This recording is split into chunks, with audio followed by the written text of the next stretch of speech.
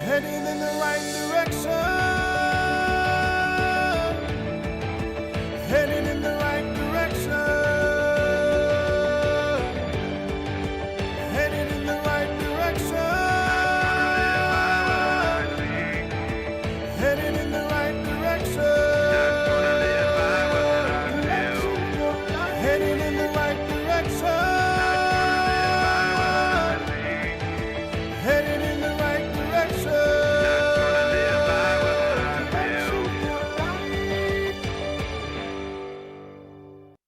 Today, Dr. Herbert Bailey continues with Learning to be Content. Jealousy is a sign of discontentment. Jealousy. Here's a definition. Let's dissect this definition of jealousy. Jealousy is an emotion, and the word typically refers to the negative thoughts and feelings of insecurity. So when you talk about jealousy, you're usually talking about negative thoughts and feelings of insecurity. Notice it's insecurity. It's insecurity that makes someone jealous. It's fear, feelings of insecurity, fear, and anxiety over an anticipated loss of something of great personal value. So jealousy got the negative feelings of insecurity, fear, anxiety over potentially losing something, especially in reference to the human connection. I'll talk a little bit more about that in a moment. Jealousy often consists of a combination of emotions, such as anger, resentment, inadequacy, helplessness, and even disgust. Got all these different emotions going: anger, resentment, inadequacy, helplessness, and disgust. In other words, it's this term that we've come up with, feeling some kind of way. I think the first person I heard say that was in our office. Amber, so we were talking about something. She said, "That thing just made me feel some kind of way." And then I started hearing everybody talking about some kind of way. I'm a person. I really I like specificity. It's like if you explain something, don't tell me I'm just feeling some kind of way. I don't know what that means. So one time I asked y'all, I think in Sunday morning, Bible study, I said, well, what's kind of way? What does some kind of way mean? Mad, aggravated, disturbed, upset, somebody yell at, all that.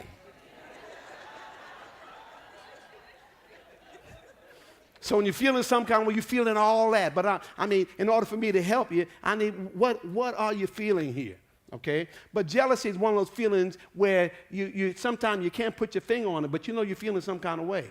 And very few people, I hardly know anybody who's honest about jealousy. When's the last time somebody's walked up to you and said, you know what, the real reason why I've been rolling my eyes at you because I'm just jealous of you. And you don't have anybody come up and do that lately? Anybody come and tell you, I've been gossiping about you, and the real truth of the reason why I'm just as jealous as you as I can be. I just need you to pray for me to get over my jealousy. That would be wonderful, but that's not how we act. Rather than deal with ourselves about jealousy, we put the jealousy on the person who don't even know that you're feeling some kind of way. So we say stuff like, they think they cute. No. You think they're cute. Somebody coming and the usher bring them down the aisle, and somebody look, they think they're cute. You don't know what that person, you don't know that reason why that person could be late because they were so insecure.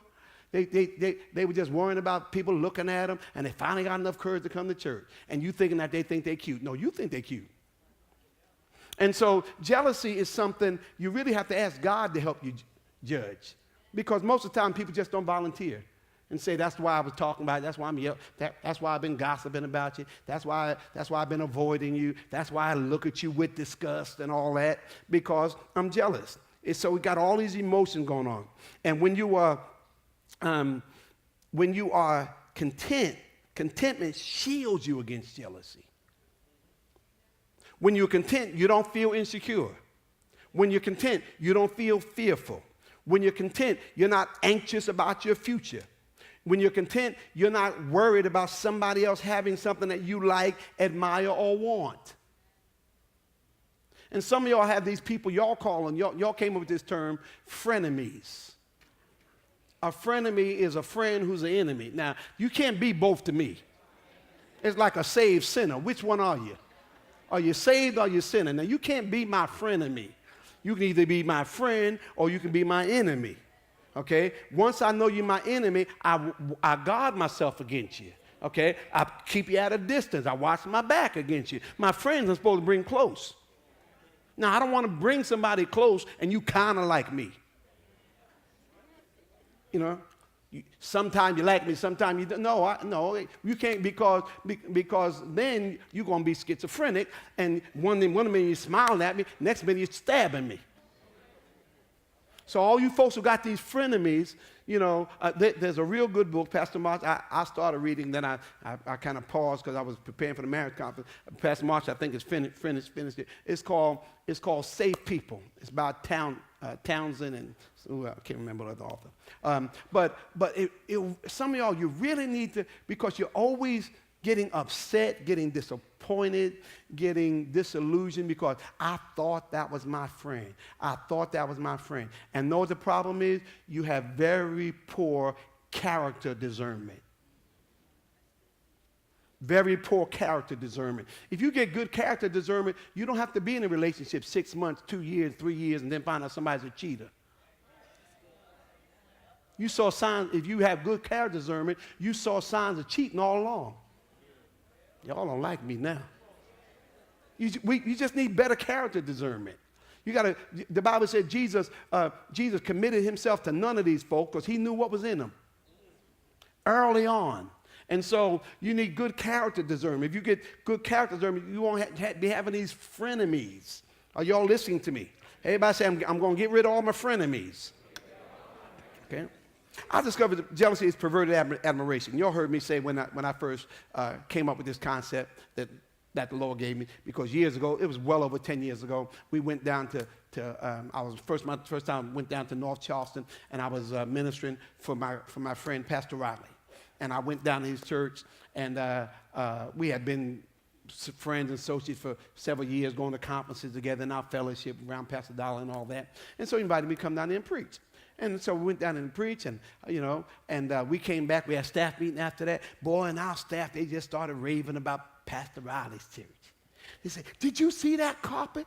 Oh, man, you walk in the place, look like you're in the Taj Mahal. You see that big old chandelier when you walk in there? I mean, oh, that was so. And then somebody else jumped in. Did you see the bathroom? I mean, they had tile, went all along the floor, went all up the side of the wall. And they come telling me this in our staff meeting. This staff meeting ain't about World Overcomers and Pastor Riley. This staff meeting is about Right Direction Church. So I said to them, well, y'all raving all that. I said, you can see he running over in the place. Place too small for his vision. I don't know where he spent all that money in that place for anyway. He probably ain't going to be there long. Then you're going to waste all that money in that place, And the Lord spoke to me as soon as I said that. Said, oh, you got a little jealousy going on there. Who, me, Lord? Nay, Lord. Okay? And then the Lord spoke to me. He said, when there's jealousy, that means there's something in the person, on the person, around the person that you admire. And knowing the principles that I know of sowing and reaping, when someone has something you desire, when someone's at a place that you want to be, when someone has something on them you want on you, you don't get jealous about it, you sow into it.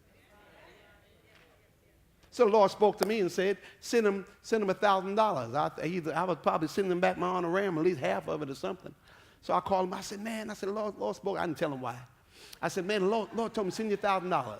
And I thought he would say, man, you don't have to do that. Man, that's all right. No, you was blessing my church. You don't have to send me nothing. He said, this is my receiving day. Praise the Lord.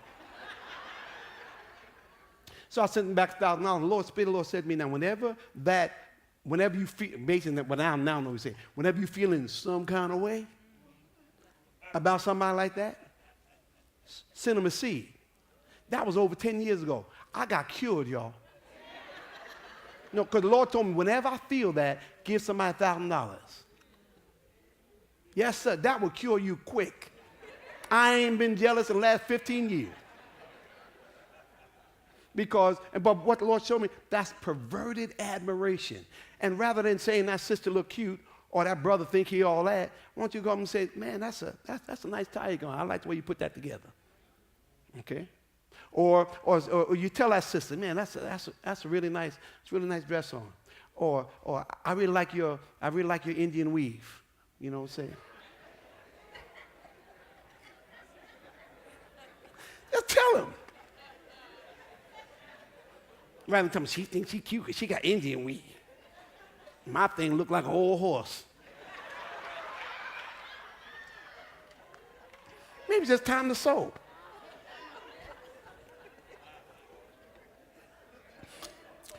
Everybody say jealousy is perverted admiration.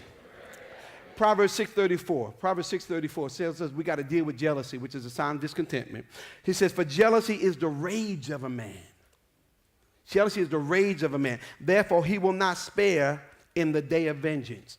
So when jealousy starts making you mad and feeling all these emotions and you get aggravated just seeing somebody or hearing about somebody and all that. I told y'all, you know, I met preachers and it's the craziest thing for me. I know preachers for whatever they can't stand Joel Osteen. And Joel don't bother nobody. He just helps everybody. Joel reminds me of Barney. I love you. You love me. We're a big family. I mean, really, Pastor Joel, he don't bother nobody. He builds everybody up. I mean, come on now. He encourages you. And the main reason why they don't like him, because they'll say stuff like, I've been to Bible school. I've been to seminary, you know. And the fact that he didn't go to Bible school and go to seminary, okay, and got the largest church in America, they feel like I deserve that. That's really what that's what it is. And they feel I know all these scriptures I use and I break down the Greek and the Hebrew and the Shebrew. He don't give you no Greek. Surely I know the word more than him. And what happens, you're constantly comparing yourself and you see somebody having something you want and really say, man, God has really blessed him.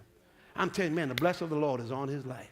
Man, that'll look like some good ground to sow into. Instead, they get mad. And because jealousy is the rage of a man. Now, let me say this. Jealousy doesn't, it mentioned earlier about the human connection. I don't think you should be upset, those you married, anytime another man or woman look at your spouse. Okay? See, I don't mind men looking at my wife. Because when they look at my wife, let me know I ain't crazy. Now, if I'm the only one to ever look at her, well, then I'm the dumb one. So I wasn't crazy by first looking at her. Now, nobody else look at her but me. Something probably wrong with me. I need some glasses or something. Do you see what I see? Okay? So, watch this. The reason why I'm saying it, because some of y'all, you get in a fit anytime you see somebody looking at your spouse or looking at your boyfriend, your fiance. That's crazy. Nobody want anybody nobody else want. If you the only one who want them, something probably wrong with you. So, but when that jealousy, when you get so insecure, especially without a reason, you're probably doing something, ain't you? Let me see your phone. See, that's drama, y'all. Let me see your phone. We were watching something on television the other night, and I can't remember. Some of y'all probably won't remember what. We watching something, and a woman went into the. I can't remember. I ain't gonna say, but I think I love my wife or something. And she was trying to figure out what to do, and went to the closet and took all his suits out. So I'm going through all his suits, all his clothes. Pastor Mark said, "Now that's just too much." Okay. If you got to go through all that, y'all got bigger problems. So, but if this jealousy thing about anything, and sometimes it's about things and people and clothes and superficial things, it's the rage of a man. So therefore he will not spare in the day of vengeance. He said, when a person is jealous and they don't get over that thing, they'll look for an opportunity to do something to that person. And we see that happen in 1 Samuel 18th chapter, verse 6 through 12. And it says, it came to pass as they went, when David was returned from the slaughter of the Philistines. This is after David killed Goliath. Now, David killed Goliath. He volunteered to go kill Goliath, and he went before the king, and the king Saul had to approve him to fight him, right? Right? He said, then the women, after he killed the Philistine, the Goliath, then the women came out of all the cities of Israel, singing and dancing to meet who? To meet King Saul. That's all he had to remember. The reason why these women came out here is for me. I'm the king. I made a decision. Okay, because who's ever at the top, you get the criticism and you get the praise. It comes with it. Okay? He said they came to meet King Saul, and they came with tambrets, which means tambourines. It was Pentecostal. Y'all see that, right? They had tambourines. They came with joy and with instruments of music. And the women answered one another as they played. They would sing, they were doing a call and response song. Okay, wish they had a tambourine right now. Glory to God. But they playing that. David has slain his thousands. Everybody, David has slain his thousands. But Saul has slain his thousands. But David has slain 10,000. And they're going back and forth. And the king listened to this and said, oh, no, they ain't. They are not singing a song about David. No, he said, these girls ain't loyal. Anyway.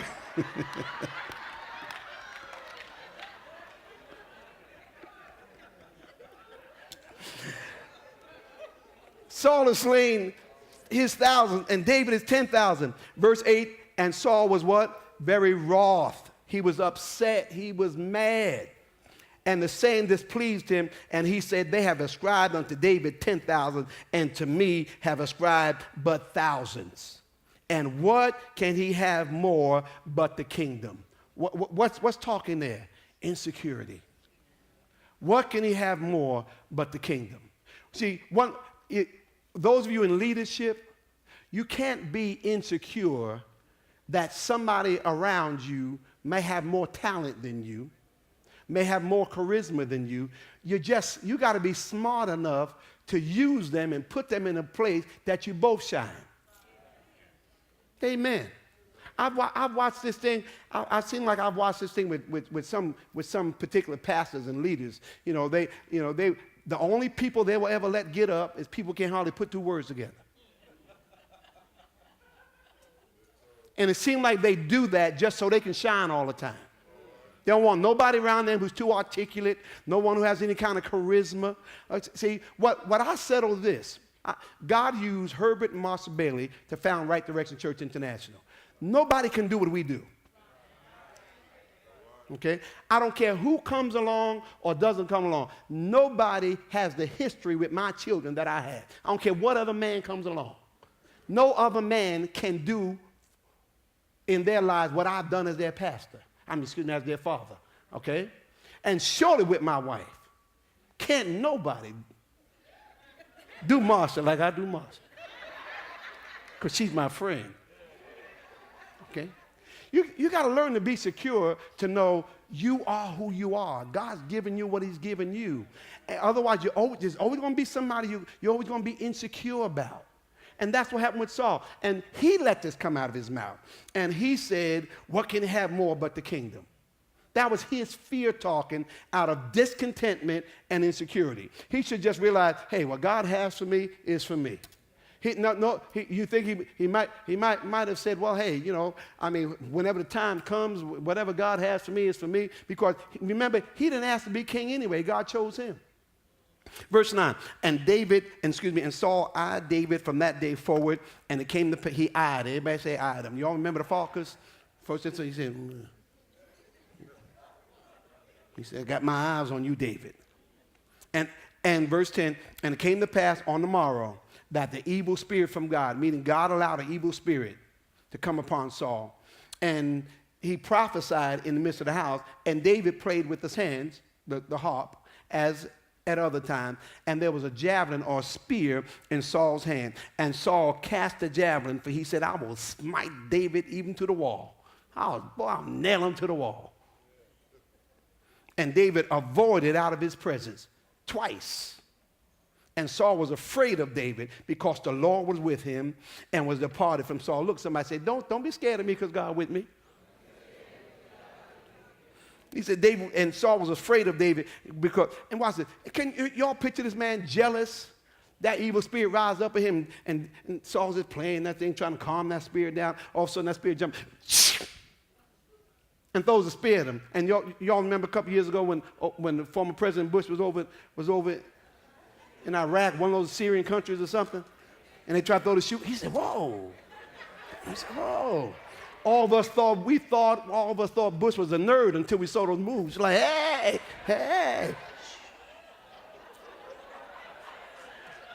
Like on the Matrix. And when in fact he couldn't nail him to the wall, he really realized that God was with him. Deal with this discontentment thing. Because discontentment will cause you to be jealous of other people. And I'm in the future, I'll talk more about that. But a lot of times, what jealousy is rooted, the other thing that jealousy is rooted in, is just comparison. Comparison. You don't have to compare yourself to anybody. What God has for you is for you. You are unique. David says, I'm fearfully and I'm wonderfully made, and that I know well. He said, I'm thoroughly, come on, stand with me. He said, I'm thoroughly convinced that I'm special in God's eyes. Nobody can do what I can do. What God has for me is for me. And all Saul had to do is just keep his mind right, stay focused on what God told him to do, and he don't have to worry about anybody else coming along, replacing him, removing him. I don't care how much David could play the harp or how much the women were singing. Everybody say, what God has for me is for me. Because the Bible said we're supposed to get to the place that we rejoice with them that rejoice. Amen. And then we can mourn with those that mourn, meaning, we suffer together and we rejoice together. That's what families do. That's what families do.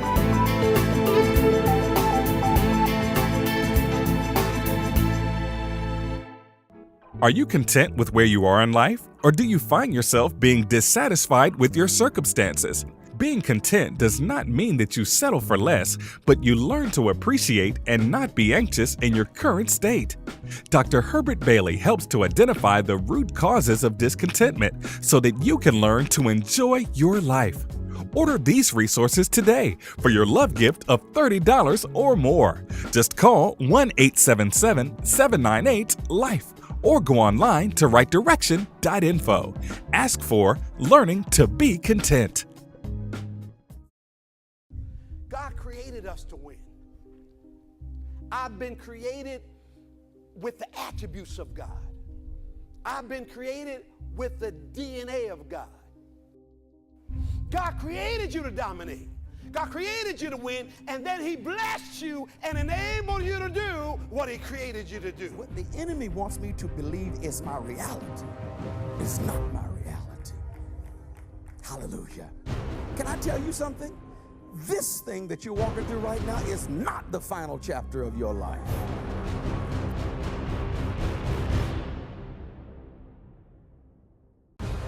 Joshua spake for his whole household. He said, for as for me and my house, we're going to serve the Lord. Because I'm here to tell you that when men connect, they will not only have enough for the rest, they will not only have enough for women and children, but they will leave a legacy and a multiplication for the children that come after them. And what was just enough for him, he'll put it in the hands of somebody else. It'll multiply and become more than enough. Because sometimes God just needs one person to say, I still believe God. I don't care what it looked like. I don't care how long we've been in this situation. I don't care where we come from. I believe God. And if God, sometimes God just needs one believer in the house. Because somebody shout, I believe God. Man, God wants you to stand up. Right Direction Church International Men's Conference 2015, June 19th and 20th. I am man.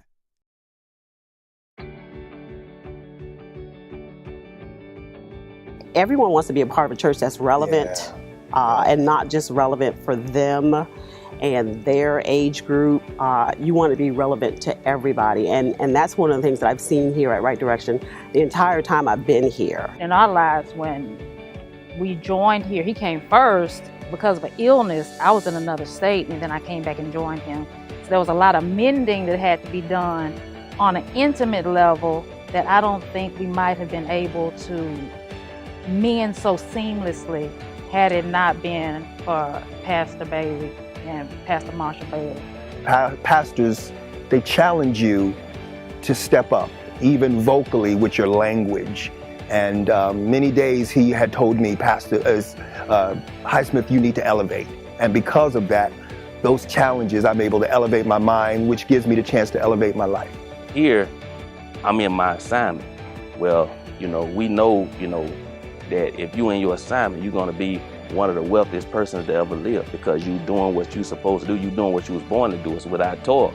And I understand that because of Right Direction, I've been guided in the right direction to my assignment.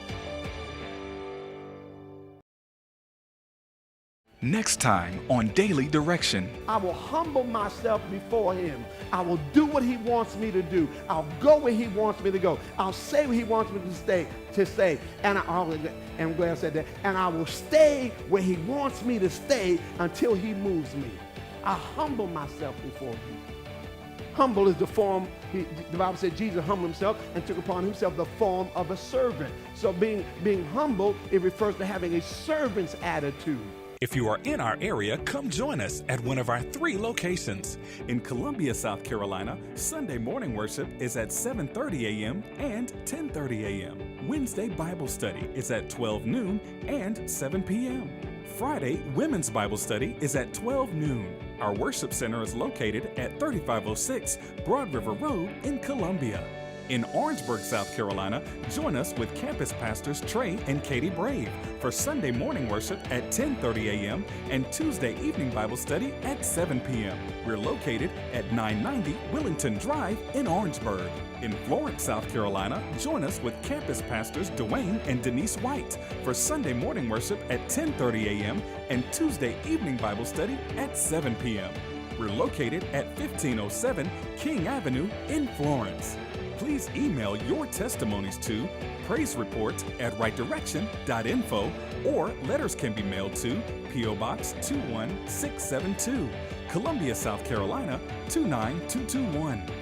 Please consider partnering with us or send a one-time financial gift. For more information, visit our website at rightdirection.info or call us toll-free at 877-798-5433. Right Direction Ministries, empowering people and changing generations.